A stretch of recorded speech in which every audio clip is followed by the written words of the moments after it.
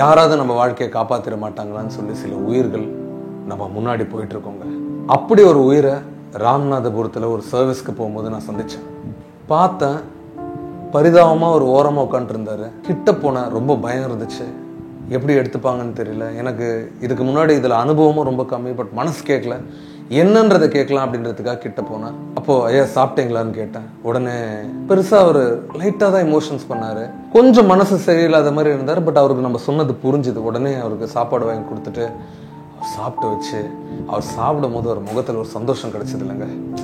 அதை பார்க்கும் போது உண்மையாவேங்க ஒரு குழந்தை சாப்பிட்ற மாதிரி தான் ஒரு ஃபீல்.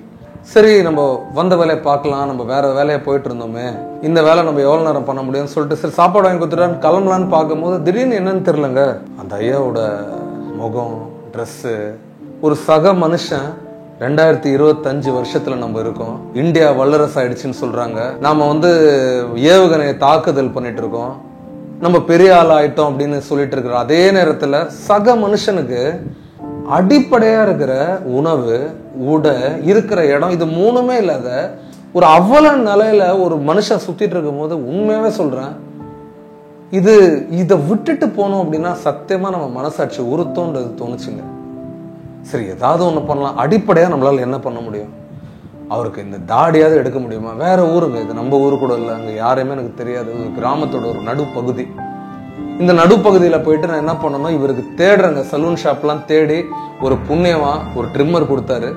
அந்த ட்ரிம்மர் எடுத்துட்டு போயிட்டு அவருக்கு கிளீன் பண்ணி, அப்புறம் தண்ணி அவர்கிட்ட கேட்டேன், ஐயா குளிக்கிறீங்களான்னு கேட்டா குளம் வேணான்னு பயப்படுறாரு, ஏன்னா ஊர் குளம் அப்படின்னு நினைக்கிறாரோன்னு தெரியல.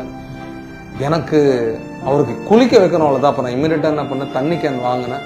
அப்புறம் இன்னொரு கேனுக்கு அந்த பக்கத்துல ஒரு ஸ்கூல் இருந்துச்சு, கவர்மெண்ட் ஸ்கூல், அங்கிருந்து தண்ணி ஃபெட்ச் பண்ணேன், அவரை கிளீன் பண்ணேன். நம்ம வாலண்டியர், அங்க இருந்த வாலண்டியர் பிரதரை வச்சு அவருக்கு தேவையான ட்ரெஸ்லாம் வாங்கிட்டு வர சொல்லியிருந்தேன். அவரும் வாங்கிட்டு வந்தாரு. உடம்பு ஃபுல்லா காயுங்க. அந்த குளிப்பாட்டும் போது அவரோட அழுக்கு பார்த்தீங்கன்னா கிட்டத்தட்ட 1 வருஷமா குளிக்கல. அந்த குளிக்காத மனுஷனோட மனநிலை எப்படிங்க இருக்கும்? உடம்பு தான் கோயில்ன்றோம், கோயில் சுத்தமா இல்லைன்னா மனசு தெய்வம் எப்படி இருக்கும்? போயிட்டு அவரை கழுவி குளிப்பாட்டி அவரே குளிச்சாருங்க, சும்மா சொல்லக்கூடாது.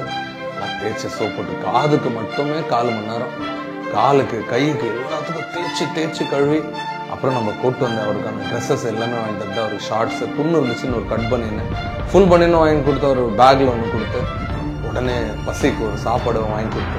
இப்போ என்னன்னா ஒரு ப்ரொசீஜரை ஃபாலோ பண்ணணும். ஏன்னா இவருக்கு ப்ராப்பராக கூப்பிட்டு போயிட்டு ஒரு சிஎஸ்ஆர் காப்பி போலீஸ் ஸ்டேஷனில் வாங்கி அந்த ப்ராசஸை பண்ணி, அப்புறம் ஹாஸ்பிட்டலுக்கு கால் பண்ணி, அங்கேருந்து ஆம்புலன்ஸ் வரலன்னு சொல்லிட்டு நானே என்ன பண்ணேன், நம்ம பே பண்ணிடலாம், ஒரு ஆட்டோ எடுத்துடலாம்னு சொல்லிட்டு ஒரு ஆட்டோ பிடிச்சி மனுஷனை போய் ஒரு சேஃபான ஒரு இடத்துல விட்டுட்டு நம்ம சைட்லேருந்து நம்ம ஒரு கடமை பண்ணோண்டா அப்படின்னு சொல்லும்போது ஒரு நிம்மதி வரும் பாருங்க, அது வேற லெவல் ஃபீலிங்க.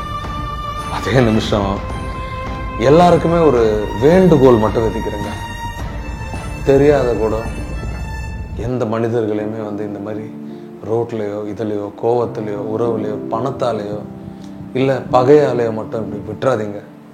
ஏன்னா இந்த வாழ்க்கை ஒன்று தாங்க, இன்னொரு தடவை நம்ம பிறக்க போகிறது இல்லைங்க. இந்த வாழ்க்கை ஒன்று தாங்க, நம்ம குடும்பம் ஒன்று தாங்க. இந்த ஒரு குடும்பம் என்றைக்குமே மாறக்கூடாதுங்க. நம்ம குடும்பத்தை டைட்டாக பிடிச்சி வைக்கணும். இந்த குடும்பத்துக்காக உங்கள் குடும்பத்தில் இருக்கிற யாரையுமே விட்டுறாதீங்க.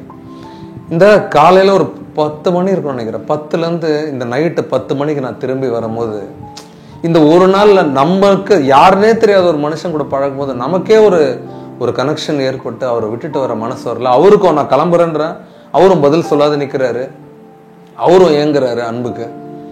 இந்த ஒரு நாள்லயே நமக்கு இவ்வளவு அன்பு இருக்கும் போது இத்தனை நாள் நேசிச்ச அந்த குடும்பத்தோட அன்பு எங்கெங்க போச்சு தெரியலங்க. ஏதோ ஒரு காரணம், அவங்கவுங்க வாழ்க்கையில ஆயிரம் விஷயங்கள் நடக்குது. ஆனா ஹீலர் ஃபவுண்டேஷனோட ஃபேமிலி மெம்பரா நான் இன்னைக்கு ஒரு விஷயத்தை ப்ரூவ் பண்ணிட்டேங்க. யாரும் இல்லாதவங்களுக்கு நம்ம நிற்போம், அவங்க லைஃபை டிரான்ஸ்ஃபார்ம் பண்ணுவோம், எதை பத்தியும் கவலைப்பட மாட்டோம், இறங்கி வேலை செய்வோன்றதை நான் இன்னைக்கு ப்ரூவ் பண்ணியிருக்கேங்க. நான் இதை பண்ணது உங்க சார்பா, நம்ம மனசாட்சிய ஒரு டீமா நம்ம இதை எக்ஸிக்யூட் பண்ணியிருக்கோம். தன்னை புரியாத ஒருத்தர், ட்ரெஸ்ஸு கூட மாற்ற முடியாத அழுக்கு ட்ரெஸ்ஸு, சாப்பாடு கூட இல்லாத, உடம்புல வெட்டுக்காயம், காயம், தலையில சர்ஜரி பண்ணியிருக்காங்க, முடி கூட வெட்ட முடியாத, முடியல பூச்சி பேனு என்னென்ன ஓடுது, இந்த நிலைமையில இருந்த ஒரு மனுஷனை அவர் சுத்தம் படுத்தி அவர் மனசுக்கு ஒரு ஆறுதல் கொடுத்து அவருக்கு ஒரு சேஃபான ஒரு இடத்த உருவாக்கும் போது அதில் கிடைக்குது பாருங்க ஒரு ஆனந்தம், அதுக்கு ஈக்குவல் எதுவுமே இல்லைங்க. தேங்க்யூங்க.